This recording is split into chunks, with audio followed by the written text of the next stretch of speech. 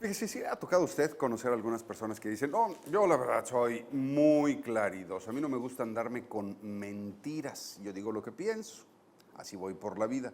Algunos en realidad esto nada más lo utilizan como justificación para ser groseros y descorteses, pero hay otras personas que simple y sencillamente desde que se levantan empiezan a construir ideas, historias alrededor de su vida y es ahí justamente en esa tela en donde ellos se colocan para que los demás los vean, en una tela de mentiras, a veces profundas y sofisticadas, otras veces tan simples que uno se pregunta qué necesidad de mentir en ese tipo de cosas.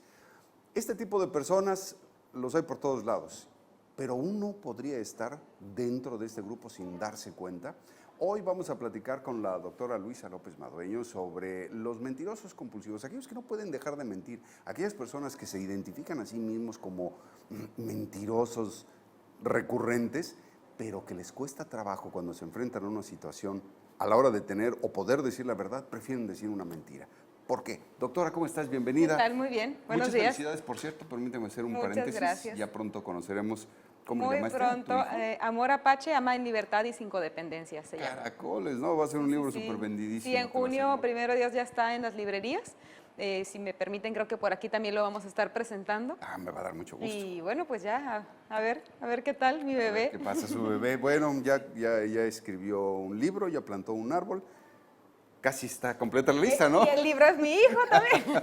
Fantástico. Luisa, ¿cómo le hacemos con las personas mentirosas? ¿Por qué todos de alguna manera siempre recurrimos a este recurso que la verdad a veces nos evita muchos problemas y otros nos construye unos terribles? Claro, decías hace un momento que qué necesidad, pero realmente las personas que incurren en mentiras constantes es que tienen una necesidad, porque la mentira es una especie de fantasía alterna a la realidad que están viviendo.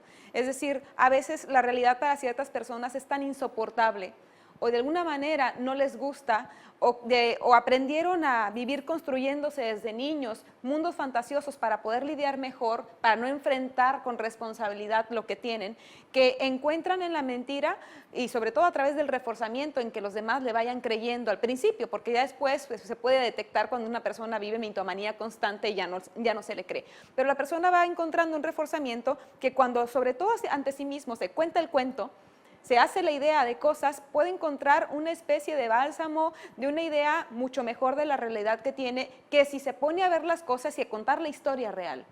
Ahora, fíjate que esto va a ser muy interesante. Ya a mitad de la entrevista te voy a hacer una pregunta, a ver si viste esta película. A mí me pareció formidable. ¿Qué pasa con las mentiras? ¿Las mentiras sirven para construirnos una mejor posibilidad o expectativa de vida o sirve para quitarnos problemas de encima? Yo esto te lo pregunto porque como sociedad pareciera que desde niños nos enseñan y descubrimos que mentir nos allana mucho el camino para muchos objetivos. Claro. Entonces, vemos que como adultos también las mentiritas, aquellas que consideramos y catalogamos como piadosas, nos ayudan a tener mejores relaciones humanas. La cortesía en muchas ocasiones es una mentira elegante. Ajá. No es que nos sirva socialmente. La línea es muy delgada y pues nos podemos meter en la mentira analizándola en todo el historial y siempre ha estado presente, es parte del ser humano. Esto no significa que sea lo más saludable. Tiene funcionalidad dependiendo del grado, cómo se utiliza, para qué. Sin embargo, esto no significa que sea sano. La verdad siempre es lo mejor, porque hasta para ello hay muchas formas de decir la verdad y con cortesía se puede decir la verdad también. Sin embargo, hay quienes encuentran en la mentira esta funcionalidad que termina siendo disfuncional si ya uno se atrapa, la mentira lo atrapa a uno, y no es más que una forma también de lo que dices, es una evasión de realidad, porque a través de ello yo me centro en la fantasía de las cosas, las maquillo como a mí me gustaría hacer, o le echo a las personas mentiras porque no sé enfrentar la verdad o su verdad, no sé decir lo que quiero, no sé decirle a las personas cómo son las cosas y en el miedo, por temor al rechazo, por temor a la no aceptación o a ver las cosas como son y puede ser tan doloroso que yo fantaseo y tergiverso la realidad de una manera en que pueda ser más digerible. Por ejemplo, cuando nosotros a la hora de definir la mentira, Luisa, una mentira sería cuando tergiversamos, cuando torcemos la verdad de los hechos o cuando simple y sencillamente los omitimos. Si omitimos decir la verdad, ¿también estamos mintiendo? Pues en teoría no, porque no estamos diciendo algo que no es. Estamos faltando a la confidencia, a no decir las cosas completas. Hay quienes dicen que eso también es mentira, pero técnicamente no es mentira, simplemente no estás diciendo el contenido completo de la información. Si ya te están preguntando puntualmente algo y tú sigues diciendo que no, pues entonces ya estás mintiendo en ello, ¿sí? Es una forma muy sutil, podría decirse de mentira, pero tal cual no lo es. Mentira es contar la historia y decir las cosas de una forma que no lo son. Es un cuento. Un cuento. Literalmente. Un cuento. Y qué barbaridad, Luisa, porque desde niños vimos que los cuentos nos ayudan a transitar por la vida con una ilusión y esperanza. Sí, pero a modo de metáfora y una forma en parafrasear la vida real con la fantasía está muy bien. De hecho, los cuentos son una posibilidad preciosa para los niños porque les van enseñando desde el mundo de su fantasía propio de esa edad cómo irse enfrentando al mundo cuando los espere de grande. A los demonios, al mal, a lo que pasa cuando uno incurre en algún acto negativo, el castigo, el reforzamiento, la historia en sí, a través del cuento de hadas, del cuento de niños, pues es muy positivo, es muy saludable, siempre y cuando pues se le haga ver que esto es una forma nada más en cómo se puede ver la perspectiva de la vida, más no una forma de vida y una forma en la cual se va a trasladar uno al cuento viviéndolo de esa manera. La historia es real. Cierto, tienes mucha razón, pero cuando uno está construyendo o tratando de construir un objetivo en su vida, muchas veces se plantea situaciones aspiracionales que no son realidad. Así es. Que podrían ser hasta ese momento, pues técnicamente una mentira. Sin embargo, para que te sirvan y empieces a respirarlas, tienes que vestirte de ellas. A veces decimos que somos y sentimos lo que realmente todavía no lo sentimos, pero lo hacemos para convencernos de ello, ¿no? Así es, y esa es la parte más delicada de la mentira, donde no es tal cual con el afán de mentirle al otro. Lo más delicado de la mentira es cuando nosotros nos la contamos a sí mismos y nos lo terminamos creyendo. Y no hablo en contar una historia, hablo en cómo vivimos la vida. Por ejemplo, la mentira donde yo creo que tengo el matrimonio feliz, donde yo me creo que tengo la vida que siempre he querido, donde yo termino haciendo la profesión que yo creo que es lo que yo elegí, cuando no fue más que por ser aceptado para la familia, para la sociedad, con muchos otros factores que fue más para el otro que para mí mismo. Y yo, pues para justificar y no que se me venga una crisis encima, porque si yo descubro que he estado viviendo en mi propia mentira durante tantos años, puede haber un caos y una crisis.